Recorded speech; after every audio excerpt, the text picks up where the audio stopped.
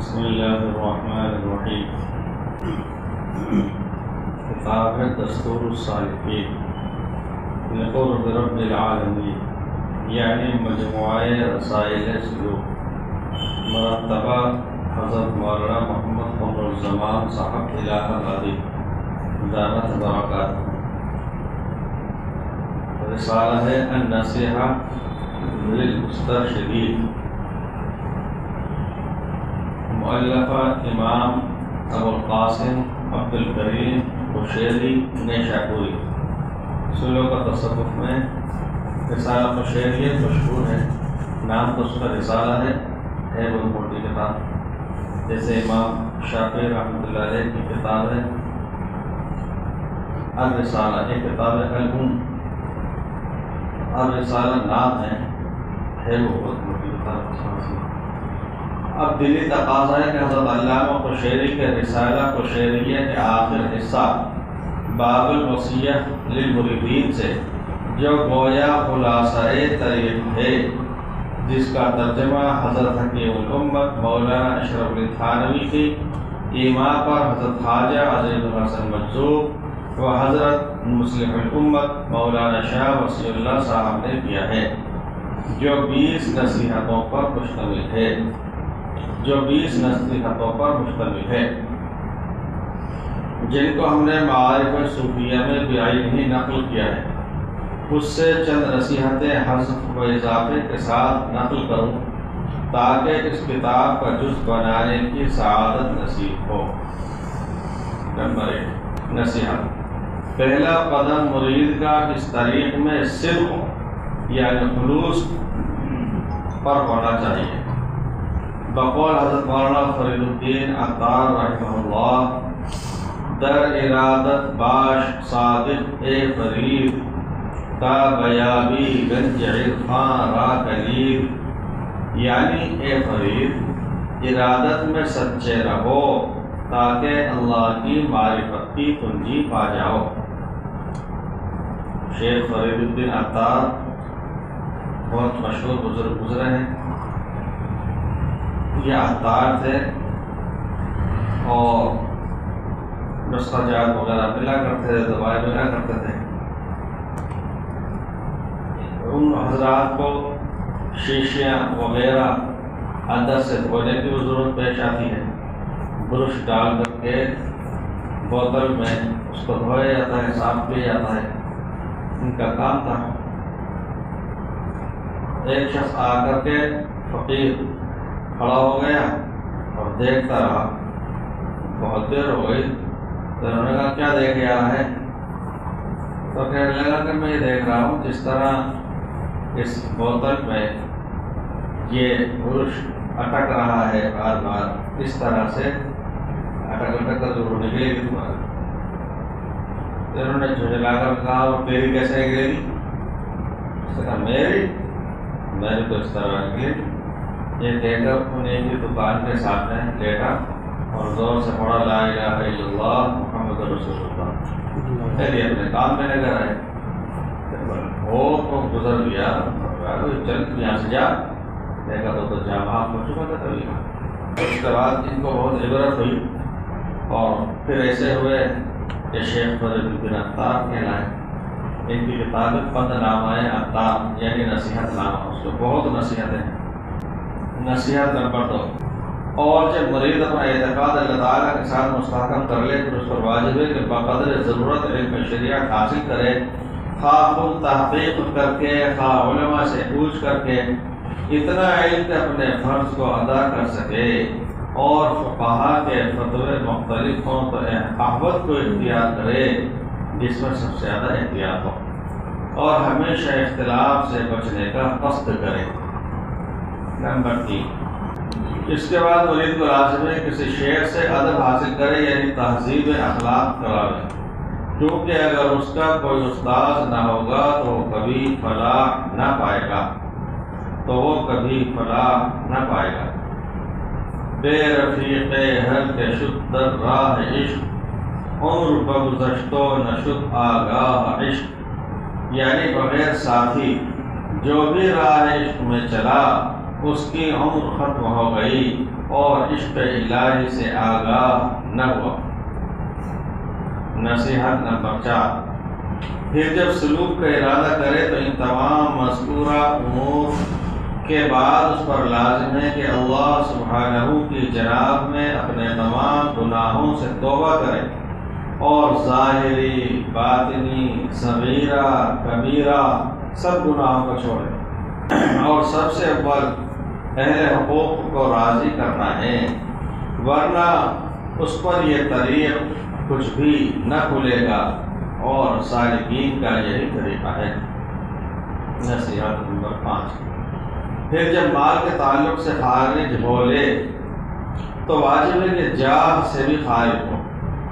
جاہ، عہدہ، منصب، بڑائی، اور جاہ سے مراد یہی نہیں ہے کہ کسی اونچے ظاہری رسمی منصب پر فائز ہونا، بلکہ ہر وہ چیز جس کے اندر بڑائی کا ظہور ہوتا ہو۔ ہمارا حضرت محمد حسن ننگوئی رحمۃ اللہ علیہ ایک مفصل واقعہ بیان فرمایا کرتے تھے، اس کا خلاصہ یہ ہے کہ ایک مشرک صاحب وہ سال بھر عبادت ریاضت میں رہا کرتا تھا، اور نیچے تہخانے کے اندر پورا سال گزر جاتا تھا۔ سال میں صرف ایک مرتبہ نکلا کرتا تھا وہ باہر، ایک دن سال میں، اور دور دراز سے دوسرے شہروں تک سے لوگ اس کے درشن کو آیا کرتے تھے، بہت عقیدت کے ساتھ، احترام کے ساتھ۔ بس وہ ایک دن سال میں نکلا کرتا تھا، پھر وہی نیچے چلا جاتا تھا۔ جب یہ پوچھا گیا، تحقیق کی گئی، تو معلوم ہوا کہ وہ سال میں مشقت اس لیے کیا کرتا ہے کہ جب وہ سال میں ایک مرتبہ بیٹھے گا تو دور دراز سے لوگ عقیدت کے ساتھ اس کی طرف متوجہ ہوں گے، اس کی طرف آئیں گے۔ تو یہ بھی جاہ ہو گیا۔ پھر جب مال کے تعلق سے خارج ہو لے تو واجب ہے کہ جاہ سے بھی خارج ہو۔ حضرت شیخ بکری رحمۃ اللہ علیہ کی یہ عبارت کئی جگہ ہے، اور اپنے ملفوظات میں بھی ہے، مکاتب پہ بھی ہے، کہ سب سے آخر میں جا کر کے جو چیز نکلا کرتی ہے وہ ہے حب جاہ، کیونکہ جاہ کو مد نظر رکھنا بھی بڑا سد راہ رکاوٹ ہے، اور جب تک مریض کے نزدیک خلق کا قبول اور رد برابر نہ ہو جائے اس سے کچھ ظہور پذیر نہیں ہو سکتا، اور جب تک مریض کے نزدیک خلق کا قبول اور رد برابر نہ ہو جائے اس سے کچھ ظہور پذیر نہیں ہو سکتا۔ اس لیے حضرت گنگوئی رحمۃ اللہ علیہ نے حضرت حاجی اللہ مہاجر مکی رحمۃ اللہ علیہ کو اپنے حالات تحریر فرمائے تھے، ان میں 3 باتوں میں سے ایک بات یہ تھی کہ مادح و دام برابر ہو گئے، یعنی کوئی منہ پر آ کر کے قصیدے پڑھے، تاریخ پہ گم گائے، تب بھی طبیعت پہ کوئی اثر نہیں ہوتا، اور آ کر کے کوئی لان تان کرتا رہے، سب کو شتم کر دے تو طبیعت پہ کوئی اثر نہیں ہوتا۔ مادح و دام برابر ہو گئے، بلکہ سب سے زیادہ مضر چیز اس کے لیے لوگوں کا اس کو وقعت کی نگاہ سے دیکھنا اور بابرکت سمجھنا ہے، جس کی وجہ یہ ہوتی ہے کہ عام لوگ اس کے حال سے ناواقف ہوتے ہیں، حالانکہ ابھی تک اس نے اپنی ارادت بھی صحیح نہیں کی، پھر اس کو بابرکت سمجھنا کیوں کر صحیح ہو سکتا ہے؟ لہذا جاہ سے نکلنا مریدین پر واجب ہے، کیونکہ یہ ان کے لیے سم قاتل ہے۔ زہر۔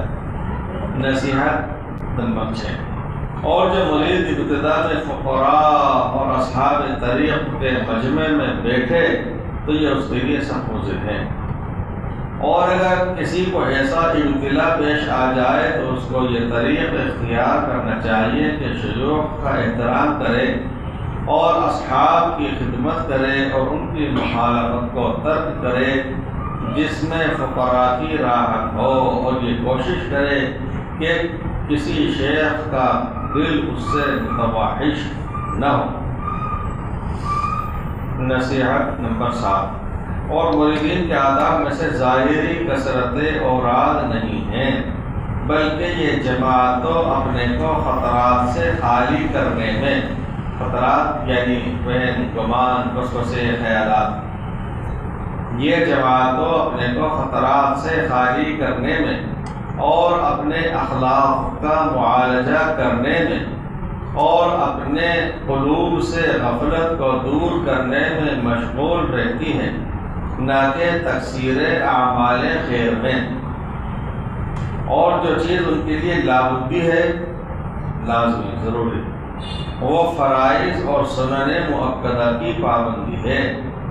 باقی زائد اعمال جیسے نفل نمازوں کی کثرت، سو اس کی نسبت ذکر قلبی دوام ان کے لیے اکمل حالت ہے۔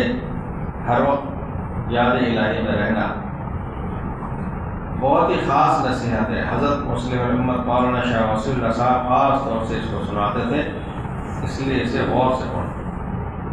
نصیحت نمبر 8، اور احکام مرید میں سے یہ بھی ہے کہ جب وہ اپنے جائے قیام پر کوئی شیخ مربی نہ پائے تو اس کو ایسے شخص کی طرف ہجرت کرنا چاہیے جو اس کے زمانے میں ارشاد مریدین کے منصب پر من جانب اللہ مأمور ہو اور اس کے پاس جا کر قیام کرے اور اس کی چوکھٹ سے تا وقت اخیر جدا نہ ہو۔ نصیحت، اور مرید کو یہ نہیں چاہیے کہ مشائخ کے معصوم ہونے کا اعتقاد رکھے، جس طرح انبیاء کرام، رسل اعظام وہ معصوم عن الخطا ہیں، ان سے گناہ سرزد نہیں ہو سکتا، ممکن ہی نہیں ہے۔ اجتہادی طور پر کوئی چوک ہو سکتی ہے، لیکن اس کے لیے بھی اللہ تعالیٰ شاہ کی طرف سے یہ اہتمام ہے کہ کوئی نبی کسی چوک کے اوپر جمع ہوا نہیں رہتا، من جانب اللہ تنبیہ کر دی جاتی ہے یا توجہ دلا دی جاتی ہے۔ نصیحت نمبر 9، اور مرید کو یہ نہیں چاہیے کہ مشائخ کے معصوم ہونے کا اعتقاد رکھے، بلکہ یہ واجب ہے کہ ان کو ان کے احوال پر چھوڑ کر ان کے ساتھ حسن ظن رکھے، نیک گمان رکھنا چاہیے ہر ایمان والے کے ساتھ۔ جب دور حدیث پڑھتے تھے تو دوسرا گھنٹہ مولانا محمد الیاس صاحب بارہبنکی کے واسطے مسلم شریف کا 4 نمبر کے بارے میں پڑھاتے تھے، اسی مطلب کا قیام رہتا تھا، اسی کے اندر سبق بھی ہوا کرتا تھا۔ تو خود کو آنے میں تھوڑی تاخیر ہوئی، پہلا گھنٹہ حضرت مولانا اظہار الحسن صاحب کا سنن ابی داؤد شریف کا ہوتا تھا، لیکن وہ گھنٹہ 60 منٹ کا نہیں ہوتا تھا، وہ گرمی کے موسم میں تو 2.5 گھنٹے 2.25 گھنٹے کا ہوتا تھا، سردی کے موسم میں وہ 1.5 گھنٹے کا ہوتا تھا، 2 گھنٹے کا ہوتا تھا۔ اس لیے کہ فجر کی نماز سے پہلے طلبہ، شوقین طلبہ فجر کی نماز سے پہلے، جماعت سے پہلے تپائیوں پر اپنی کتابیں رکھ کے چلے جاتے تھے جگہ روکنے کے لیے، اور فجر کی نماز پڑھ کے مولانا جو آتے تھے تو سیدھے بیٹھ جاتے تھے پڑھانے کے لیے۔ وہ 2.5 گھنٹے 2 گھنٹے تک سوال ہوتا تھا ابو داؤد شریف کا۔ دوسرا گھنٹہ مولانا الیاس صاحب بارہبنکی کے پاس مسلم شریف کا تھا۔ تو ایک طالب علم اس نے وہیں پہ ایک طرف کو جہاں طلبہ بیٹھے تھے کمرے میں، وہاں تو بیٹھے تھے، جو خالی جگہ کچھ تھی اس نے رومال بچھایا اور دیگر باندھی نماز کی۔ اتنے میں مولانا الیاس صاحب شروع کیا ہے درس میں، بہت خوش ہوئے، بہت خوش ہوئے، ماشاء اللہ ماشاء اللہ ماشاء اللہ، یہ بہت اچھی بات ہے، بہت اچھی بات ہے، اور ہم اگر نہیں ہوا کرے درجے میں دیر ہو جایا کرے تو سب کے سب شراب کی نیت کر لیا کرو، باندھ لیا کرو، شراب پڑھا کرو۔ دیکھو ماشاء اللہ شراب پڑھا، اب لڑکے سب ہنسے، کیوں؟ اس لیے کہ فجر کی نماز فرض تھی، وہ قضا دے دی،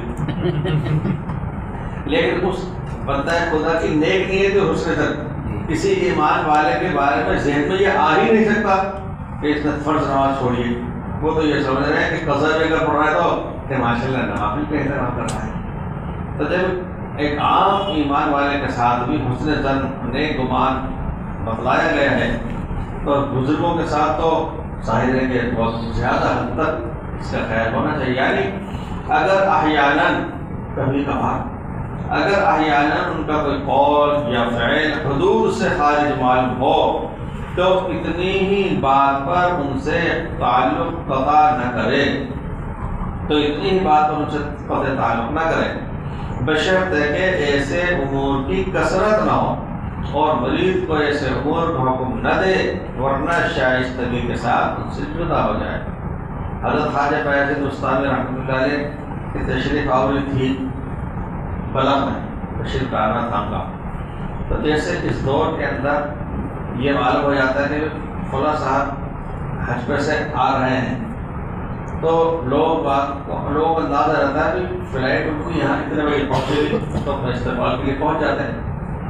ریلوں کے بارے میں اندازہ ہے کہ کس وقت پہنچتی ہے۔ اب یہ چیزیں ایسی ہیں، فلائٹ بھی، ٹرین بھی، بس بھی، کہ اس کا کوئی ذہنی اعتبار سے مبتلا نہیں ہوتا، بہت کی طرف سے طے ہوتا ہے۔ یعنی کبھی کوئی ٹرین آ رہی ہے آدھی رات میں، کبھی صبح میں آ رہی ہے، کبھی 10 بجے، کبھی 12 بجے، کبھی 4 بجے، کبھی کسی وقت پہ آتی ہے مغرب میں، کبھی عشاء میں، ایسا ہوتا ہی ہے۔ فلائٹ بھی اس طرح آتی ہے۔ پہلے زمانے میں جو سفر کرتے تھے تو وہ عام طور پر ایسا ہوتا تھا کہ جیسے اول فجر کی نماز پڑھی اور سفر شروع کر دیا، اور چاشت کے وقت تک سفر چلتا تھا۔ اس لیے جو قصر کا اہتمام کے مسائل ہیں مسافر کی نماز کے بارے میں، اس کے اندر یہی دیا گیا ہے، یہی بتلائی گئی ہے کہ درمیانی رفتار سے وہ صبح کو چلے، چاشت تک چلتا رہے۔ اس کو اردو میں پڑاؤ کہتے ہیں، عربی میں اس کو منزل کہتے ہیں۔ تو 3 دن میں 3 منزلیں ہوتی ہیں۔ مکہ مکرمہ سے مدینہ منورہ کے درمیان 8 منزلیں ہیں، یعنی 8 دن میں سفر ہوا کرتا تھا۔ تو ایسا نہیں ہے کہ وہاں پر یہ شہر کے حساب سے رکتے ہوں، قصبہ دیکھ کر رکتے ہوں، بلکہ یہ ہوتا تھا صبح سے چلنے والا جب چل رہا ہے تو چاشت تک چلتے رہتے تھک جاتا تھا، گرمی کا بھی موسم ہو جاتا تھا وغیرہ وغیرہ، تو پھر وہ رک جاتا تھا۔ تو لوگوں کو یہ اندازہ رہتا تھا کہ کوئی مسافر اگر فلاں سمت سے آ رہا ہے تو کب تک پہنچے گا، یہ اندازہ ہو جاتا تھا، یہ اندازہ ہو جاتا تھا کب تک پہنچے گا۔ اگر مان لیجیے کوئی رام گڑھ سے آ رہا ہے 30 کلومیٹر سے آ رہا ہے تو اندازہ رہتا تھا کہ یہ کتنے بجے تک پہنچ جائیں گے، تقریباً چوتھائی دن ہونے پر وغیرہ وغیرہ۔ لمبی دوری سے آ رہا ہے تو اندازہ ہو جاتا ہے 4 11 بجے کے آس پاس تقریباً پہنچ جائیں گے۔ تو جب لوگوں کو یہ معلوم خبر ہوئی کہ خواجہ بایزید بستامی تشریف لا رہے ہیں بلخ، تو اہل بلخ سارے کے سارے شہر سے نکل کر کے اس مقام پر آ گئے، پہاڑی پر، جہاں سے مسافروں کو رخصت کیا کرتے تھے، یہ جانے والے کو رخصت کیا کرتے تھے، یہ آنے والے کا استقبال کیا کرتے تھے۔ وہ مقام وہاں تک آ کر سارے کھڑے ہوئے، اکیلے آ رہے تھے پیدل۔ حضرت خواجہ بایزید بستامی نے دیکھا تو خالق خدا تو میری طرف بہت زیادہ متوجہ ہو رہی ہے، بہت عقیدت احترام سے میرے لیے پورا شہر امٹ پڑا، کیا کیا جائے؟ تو انہوں نے جھولے میں سے سوکھی روٹی کا ٹکڑا نکالا اور وہ کھانے لگ گئے، کھاتے رہے، چلتے رہے۔ وہ بھی اس زمانے کے تھے، استقبال کرنے کے لیے آنے والے، ارے یہ تو چلتا ہوا کھا رہا ہے، چلو سارے کے سارے پلٹ گئے، اکیلے داخل ہوئے شہر۔ ایک بزرگ کے پاس میں کوئی صاحب گئے اور جا کے جو دیکھا تو وہاں پر جام رکھے ہوئے تھے، شراب کے پیالے میں لگے انداز ہوتے ہیں۔ مشکا شریف میں حدیث ہے کہ حضور نے 4 برتنوں سے روکا تھا، ایک وقت آیا تھا وقت بزرگ فیض کہتے ہیں اس کو، تو 4 چیزوں سے روکا تھا، 4 چیزوں کا حکم دیا تھا۔ تو اس کے اندر جن برتنوں سے روکا تھا تو شرائع حدیث یہ کہتے ہیں کہ ان میں سے کچھ برتن تو ایسے تھے کہ اس میں نشے کا ساتھ آنے لگتا تھا اگر دیر تک رکھا جائے کسی چیز کو مشروب کو۔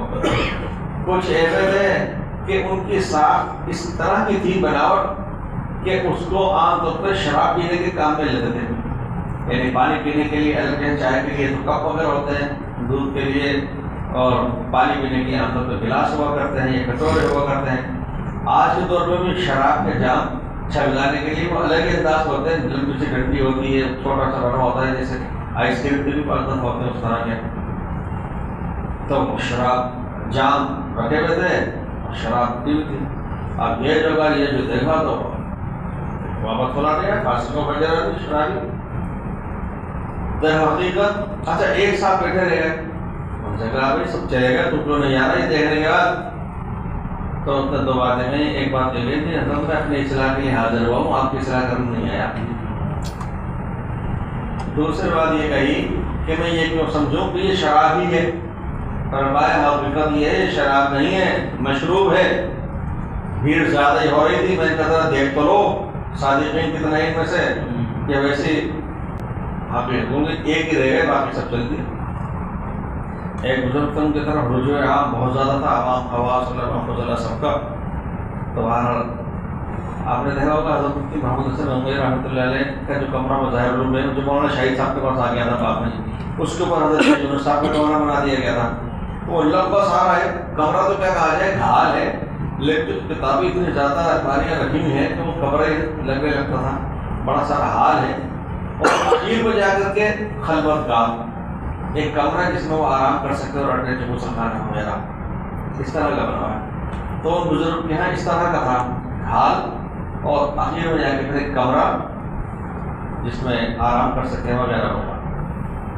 تو مجمع لگا ہوا بیٹھا ہوا، ایک خاتون آئی چھن چھناتی ہوئی اور بجتے اس کے زیور کھنکتے ہوئے، اور بالکل جوان ٹھیک پردے میں، اور وہ اندر کو چلی گئی۔ یہ بھی اٹھ کر اندر چلے گا، اندر سے دھاگا لگائی۔ کافی دیر بعد دروازہ کھولا تو دیکھا کہ بھیڑ چھٹ چکی تھی، بس ایک ہی بیٹھا ہوا تھا۔ بولے بھائی کیا بات ہے، تم تو نہیں چلے گئے جب سبھی چلے گئے تھے؟ تو اس نے بھی اسی طرح کا جواب دیا کہ حضرت میں تو سمجھوں کہ کوئی اجنبی یا غیر محرم ہے جس کے ساتھ میں آپ خلوت کے اندر ہیں، میں ایسا سمجھوں۔ فرمایا حقیقت یہی ہے، تمہاری ماں ہے پیرانی صاحب، تمہاری ماں ہے، وہ بڑی بھی ہیں، میں ان کو سمجھا بجا کر آیا تھا کہ بھیڑ کچھ زیادہ لگ رہی ہے، ذرا دیکھ تو لیں کتنے صادق سچے ہیں ان میں، حقیقت کھل گئی ایک ہی دفعہ میں۔ اور میں سمجھا کر کہہ رہا تھا کہ دیور بھی ہوں کہ وہاں جب آؤ تو اپنی چال ایسی کر لینا کہ کسی کو شک نہ ہو کہ تم بوڑھی ہو۔ وہ اس انداز سے آئی تھی۔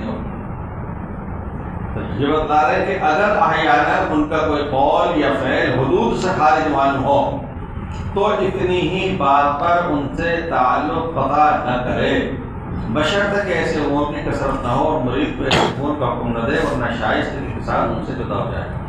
نصیحت نمبر 10، اور اس طریق کی دشوار ترین آفات میں سے غیر جنس کی صحبت ہے، جس کو اللہ تعالیٰ نے اس میں کچھ بھی مبتلا کیا تو تمام شیوخ کا اس پر اتفاق ہے کہ ایسا شخص ہے جس کی اللہ تعالیٰ نے اہانت کی اور اس کو رسوا کیا۔ نصیحت 11، اور مرید کے آفات میں سے یہ نہیں ہے کہ اس کے نفس میں اخوان طریق پر حسد خفی داخل ہو، دل میں کہیں چھپا ہوا گوشہ ہو جس کے اندر کسی سے حسد کی بو محسوس ہو رہی ہو، یعنی اس کو خود کو بھی پتا نہیں کہ حسد ہے، لیکن دل میں کہیں کچھ تھوڑا سا اس کا اثر ہو۔ بس اگر اللہ عز و جل نے اس کے ہم مشربوں میں سے کسی کو اس طریق میں کوئی خاص امتیاز بخشا ہو اور یہ شخص اس سے محروم ہو جس کی وجہ سے اس کو تاثر ہو، تو ایسی حالت میں اس شخص کو یہ سمجھ لینا چاہیے کہ امور سب مقسوم ہو چکے ہیں، امور سب مقسوم ہو چکے ہیں۔